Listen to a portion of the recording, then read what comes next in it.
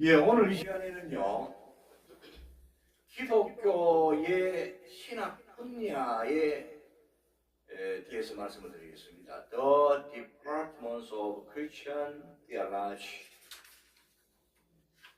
기독교의 신학 분야들입니다. 예, 기독교의 여러 신학 분야들은요, 성경에서 나옵니다. 바이블, the canon. Bible is the word of God. 성경은 하나님의 말씀입니다. 성경에서 나옵니다. 신학이 뭐 따로 있는 게 아니고요. 따로 놀고 따로 춤추는 게 아니고 성경에서 나오는 거예요. 성경을 바탕으로 하는 겁니다. 크게 네 가지 분야로 말씀드릴 수 있어요.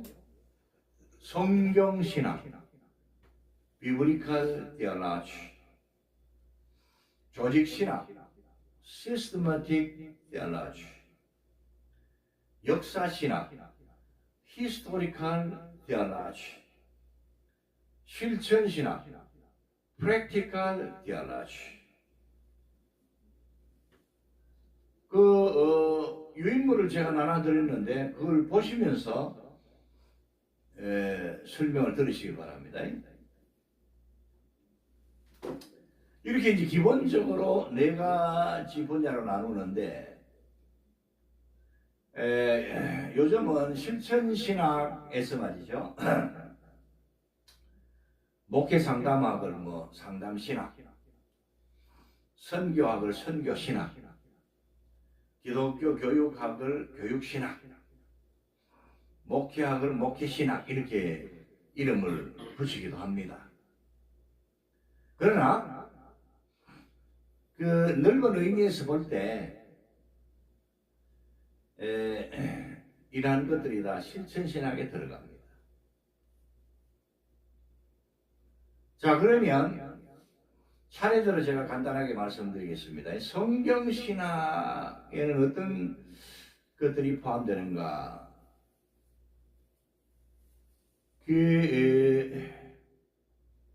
신구약 성경의 개론적인 입장에서 혹은 총론적인 입장에서요, 이 성경신학에서 다루는 분야가 성경고고학, 성경원어학.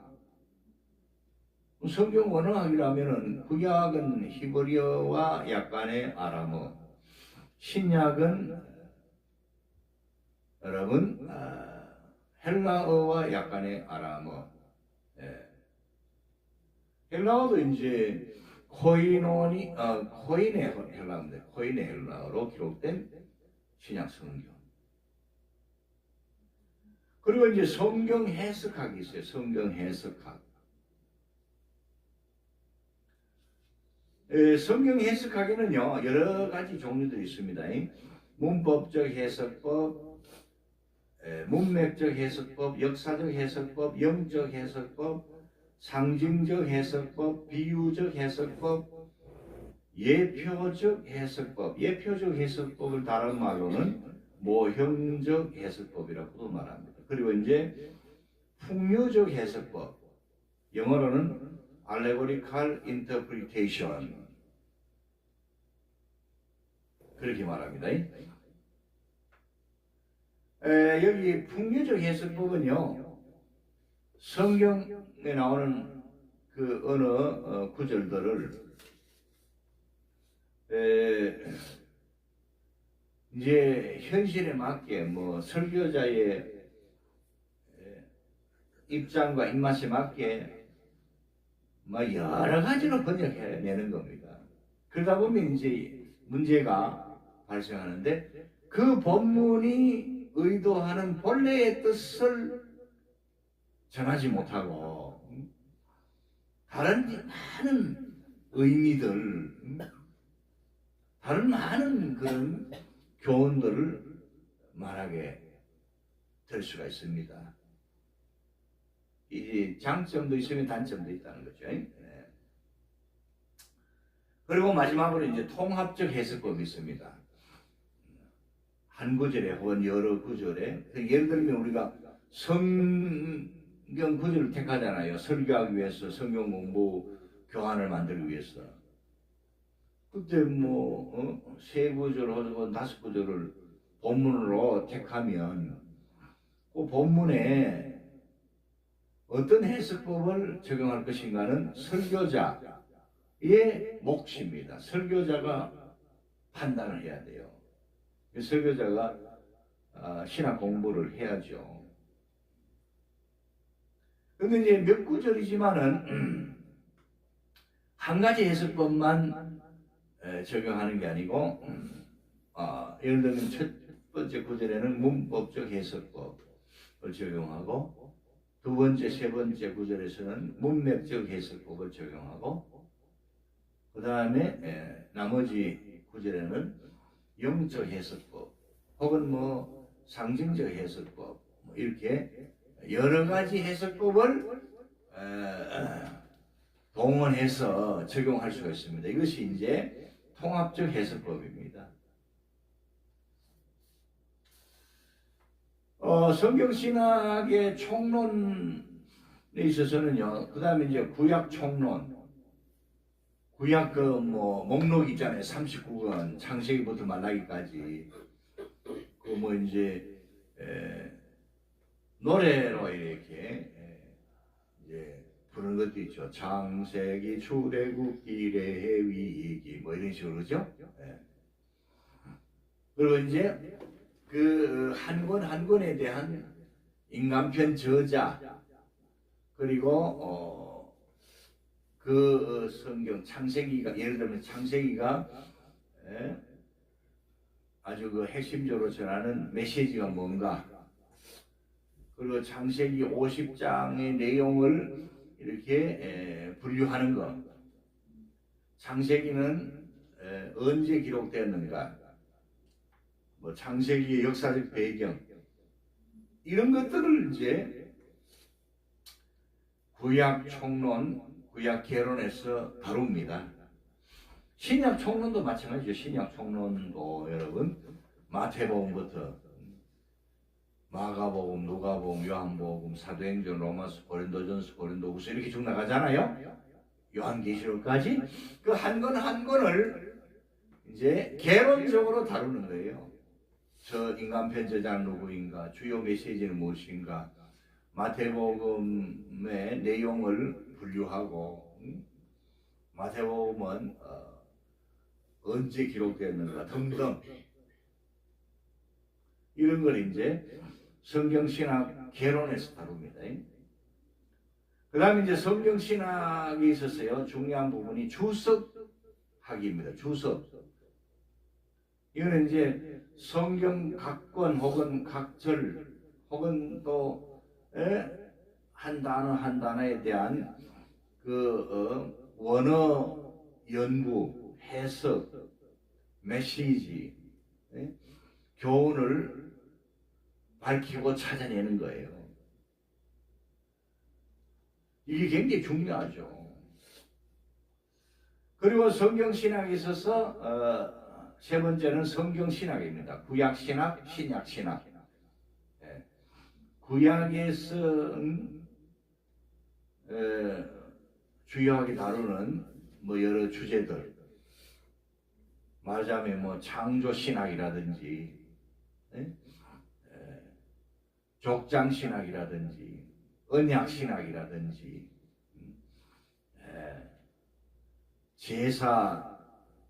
제사론이라든지 성막론이라든지, 구약 안에 있는 그 중요한 주제들을 뽑아서 신학적으로 설명하는 거예요. 신약도 마찬가지입니다. 신약에 와서도 여러분 어떻습니까? 예수 그리스도의 신성과 인성에 대하여, 예수 그리스도의 나라, 천국에 대하여, 하나님의 나라, 하늘나라, 하나님의 나라는 해 바시레이아 투 데우입니다.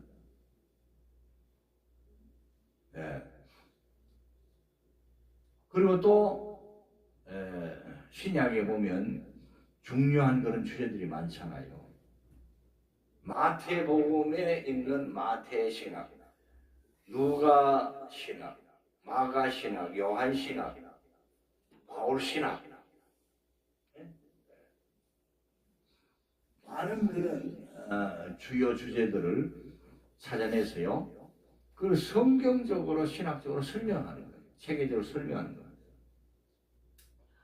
그 다음에 이제 큰 두 번째로 조직신학. 조직신학에는 보면요, 교리를 다루는데 그 교리의 강론들이 있습니다, 여러분. 서론, 성경론, 신론, 삼위일체론, 기독론, 성령론, 천사론, 사탄론, 인간론, 죄론, 구원론, 교회론, 종말론. 조직신학은요, 신구약 전체를 통틀어서 그 성경은 무엇인가? 성경은 정확무한 하나님의 말씀이다. 성경은, 모든 성경은 성령님이 감화 감동하셔서 인간편 저자 약 40명을 동원해서 모세부터 사도 요한까지 약 40명을 동원하셔서 기록하게 하신 하나님의 말씀이다. 성경은 구원의 교과서다. 성경은 모든 성도들, 더 나아가서 불신자들도 받아야 할 윤리의 교과서다. 이렇게 이제 말씀할 수가 있어요. 성경은 하나님의 말씀이다. 주목하시기 바랍니다.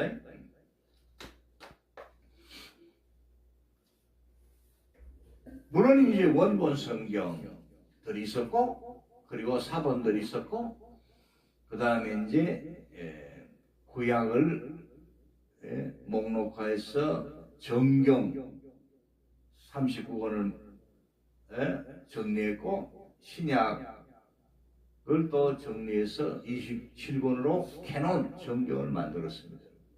그래서 66권입니다. 이게 이제 역사 가운데 이루어진 겁니다. 이게 성경론에 대해서, 성경에 대해서 배우는 거예요. 저희 신학에서는 성경은 어떤 것인가.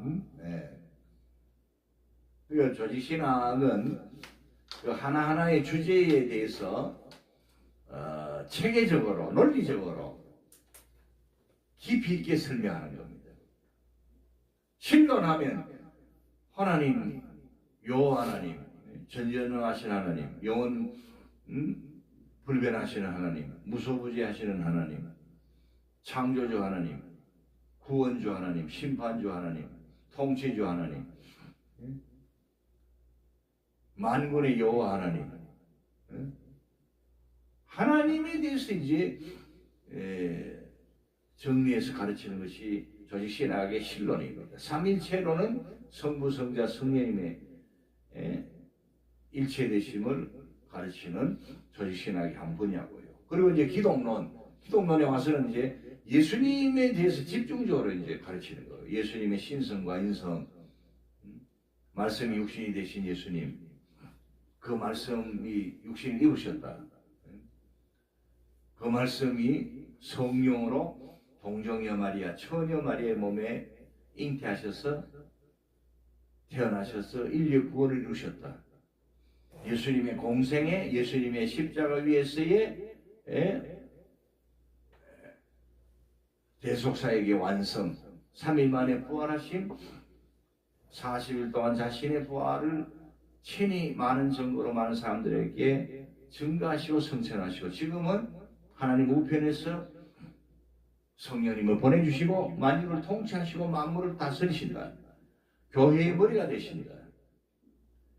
기독론, 예수 그리스도에 대해서 집중적으로 가르치는 것이 조직신학의 기독론입니다, 여러분. 성령론은 이제 성령님에 대해서 집중적으로 가르치는 거고요. 천사론, 천사에 대해서, 사탄론, 사탄에 대해서 저걸 알아야 우리가 대항할 수 있잖아요. 나서 예수 그리스도 이름 이 공로로 예수 보혈의 은총과 능력으로 성령의 권능으로 사탄아 물러가라. 사탄을 물리치는 거예요. 인간의 죄론입니다. 죄론. 아담과 하와의 원죄, 우리 각자가 또 그 원죄 아래서 태어나면서 우리 스스로 짓는 자범죄, 죄인, 다 죄인이야. 그 의인은 없나니 하나도 없도다. 그리고 구원론은 오직 예수 그리스도를 믿고 영접할 때만이 하나님 앞에서 영원한 죄 용서함을 받고 성령으로 거듭나고 하나님의 자녀가 된다. 천국 백성이 된다. 교회는 어떤 것인가? 종말론. 말세에 어떤 징조들이 일어날 것인가? 우리 예수님의 재림에 대해서, 또 예수님의 재림과 함께 있을 대부활에 관해서, 예수님의 재림과 함께 이루어질 대심판에 관해서, 생명책과 행위의 책들에 관해서, 그리고 영원한 천국인 새하늘과 새 땅, 새 예루살렘 성에 대해서 요한계시록 21장과 22장에 나오잖아요. 그리고 그 반대로 영원한 유황불못에 대해서 그 이제 가르치는 것이 종말론입니다. 그리고 조직신학이 이제 또 변증학과 흥정학이라는 것이 있어요. 변증학은요, 가정법, 수사학, 철학, 문학, 논리학 등을 활용하여 성경과 기독교가 진리다를 변호하고 설명하는 학문입니다. 성경을 우리가 변호하는 거예요. 성경을 우리가 변증하는 거예요. 변호하고 증거하는 거예요. 증명하는 거예요. 네? 가정법을 통해서 수사학이나 철학을 이용해서 문학이나 논리학 등을 사용하면서, 그 다음에 흥정학은요, 역사적 사실, 고고학적 자료들, 과학적 증거들, 현상적 사실들을 예로 들어서 사용하면서, 활용하면서 성경은 진리다. 하나님은 살아계십니다. 예수님만이 인류의 유일하신 구원이십니다. 성령님을 모셔야 하나님만을 섬길 수 있습니다를 설명하는 학문이에요. 그리고 조직신학의 또 한 분야가 신조학이 있습니다. 신조학에는 사도신경, 니케아 신조, 도로토 신조, 하이델베르크 신조, 웨스트민스터 신조들이 있습니다. 신조라는 것은 이제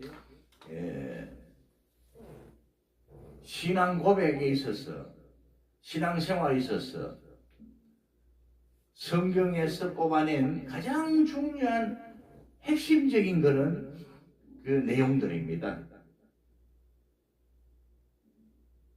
그 다음에 역사신학으로 가겠습니다. 역사신학에는요, 성경신학이 있어요. 성경 역사가 있어요. 구약의 역사, 신구약으로 이제 넘어오면서 약 400년 동안 있었던 중간사, 신구약 중간사, 그리고 신약이 기록된 그 역사.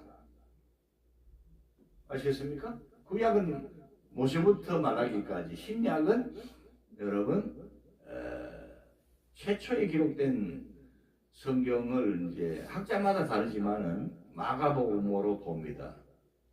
그 제일 마지막에 기록된 성경이 요한계시록입니다. 이게 이 성경 역사를 이제 공부하는 거예요. 그리고 역사신학에는요, 교회사가 있습니다. 교회 역사, 세계교회사, 예수님 시대. 예수님 시대가 먼저 가야 되겠죠. 구약부터 또 연결해서 볼 수도 있죠. 구약은 이스라엘 민족교회, 이스라엘 총회, 뭐 이렇게 이제 우리가 말할 수 있겠죠. 그리고 이제 예수님의 시대, 예수님 공생에 이 땅에 오셔가지고 이루신 구원의 시대, 그리고 세계교회사, 그 세계교회사 안에 이제 사도시대, 속사도시대, 교부시대, 중세교회사, 종교개혁사, 근대교회사, 현대교회사, 각 나라의 교회사, 한국교회사 이런 것들이 있잖아요.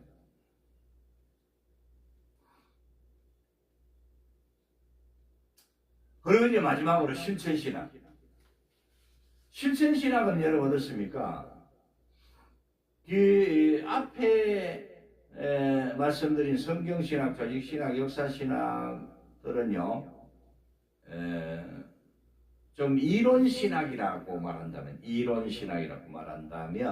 물론 그 참된 신앙 안에는 이론과 실천, 신앙 고백과 행함이 같이 있는 거예요. 그걸 또 감안하시기 바라고요. 좀 포괄적인 의미에서 성경신학과 조직신학은 특별히 이론신학이라고 볼 수 있죠.